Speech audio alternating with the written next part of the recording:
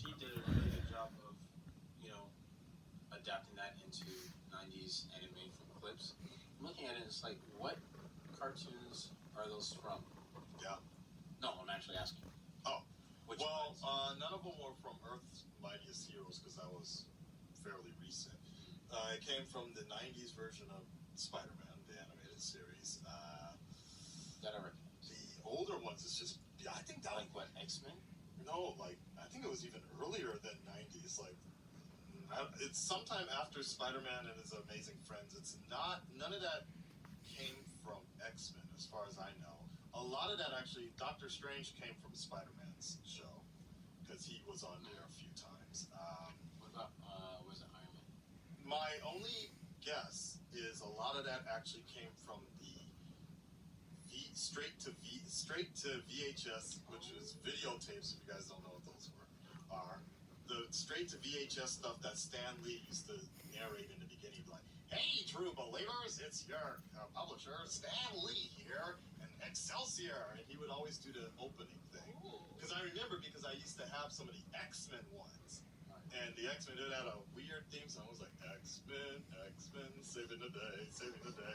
Like, it was really simple. It was like, Magneto's come to kind of Earth, and then they're like, the team that's made of thunder, X-Men, saving the day, like that. I used to watch that all the time, but it was that kind of style of animation. But I skipped the Avengers ones because I thought they were shit. So. But to be true, Do you recognize any? No, because I didn't grow up with that. really. Yeah. Yeah, it was straight to VHS, a lot of those shows. But, I mean, to be fair, the Avengers were really like C-rank characters until the movies came out. Yeah. The whole reason the Marvel Universe is what it is today is because nobody wanted to make movies out of them. That's why it's so funny That's why that Iron Man, yeah. when Iron Man did so well, they're like, hey, Yeah. we have something we may be able to build Yep. on. Let's try going from there. It's amazing to realize, like, 10 years ago, when they got Robert Downey Jr., that was just like, everybody was just like, Robert Downey Jr.? Oh, you guys might have something on, like that retired alcoholic. Like, well, that's perfect for Tony Stark. You guys might have something really good. And I'll never forget the day I saw that. I think it was a Comic-Con trailer, actually, where the first scene I've ever saw of Iron Man was Tony Stark. The Little Rocket. No, he was just talking, and he was just like, that's how I did it. That's how Dad did it, and it's worked out pretty well so far. The piece. Testing. And the testing, that was just the one scene they showed, and then they started showing, they didn't show the rocket, they showed the one scene where he's flying with the jets, Yes.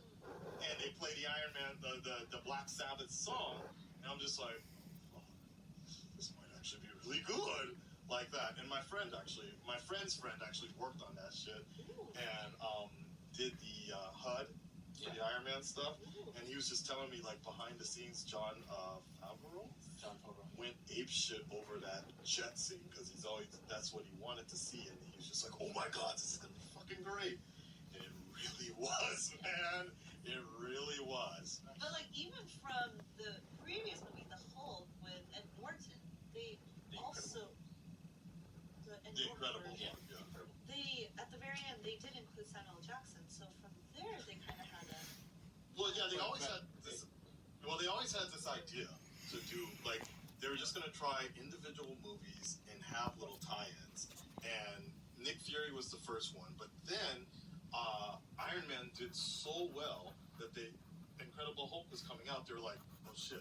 So then they decided to film another scene with Robert Downey Jr. and Ross at the bar. That is Ross. You don't remember that? Yeah, because General Ross. General Ross. They're in the bar. The Suits. around and everything. Right, that's the one at the very end of The Hulk, right? Right. Okay. And he's like, Stark, you always wear such nice suits, like that. Yeah. So they started adding that, and I remember the promotion for the Incredible Hulk was basically, if you liked Iron Man, check out Incredible Hulk, like that. And they actually started teasing that scene in the trailers or the TV spots to get people to check out the Incredible Hulk. So they kind of had this rough idea, and then Hawkeye was in Thor. And then it caught on, Right. so they started doing that at the end of them and building on a subplot within the movies. without having to actually do a full-on story Right. while they're working on it. And then finally, when they finally released Captain America, they called it the First Avenger. Yeah. Meaning that, and then at the end of the First Avenger, he's running around New York. Right. And at that point, all of us had the internet at that point, so they showed scenes even before Captain America came out. You saw that because they just filmed that right in New York. So you saw Captain America talking to Nick Fury, and a bunch of people were like, "No, what's up, man?" Like taking photo. I'm like, "This is dope. The Avengers are coming, man." So I'll never forget. That was goddamn, man. Especially. Very not Scotchy. Like I'll never. I mean, the teaser trailer for the first Avengers was cool, but it wasn't until that first one with 9 Inch Nails playing. We're in this together. I think it's called something else, but yeah. Like after that, I was like, okay, fuck. Everybody knew it was gonna be big. The way that synced together. Whew. Got a nice swing, man. Got a nice swing. Any other thing Marvel-wise?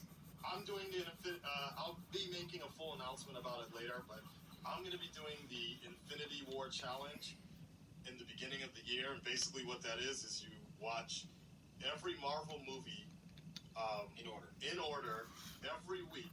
One every week. And by the time you finish the entire Marvel catalog, Infinity War will be coming out that same week. That's going to be fucking crazy. You know, I may not do dieting or anything like that, but this is a challenge. It's something like this. Puts a smile on my face. Boom! You know Thanos is a badass motherfucker when he cocks his armored hand and punches Iron Man out with the unbared hand. Wow. Wait, did they actually describe why he looks red Pink. or pink? Yeah, versus Lighting. It's just the lighting. Hopefully. It'll be fixed. Hopefully, yeah. Other than that, either that or just you see another colored man adhering to a white man's world. Sammy Sosa-ing us, getting a little light. I'm just saying. He was dark purple in the beginning of the Avengers. He's getting lighter every movie. And he's just adhering to the white man's world. You know, got a light skin inside. Oh, talk to Sammy Sosa. You know what's up. You know. Have you seen Sammy Sosa recently?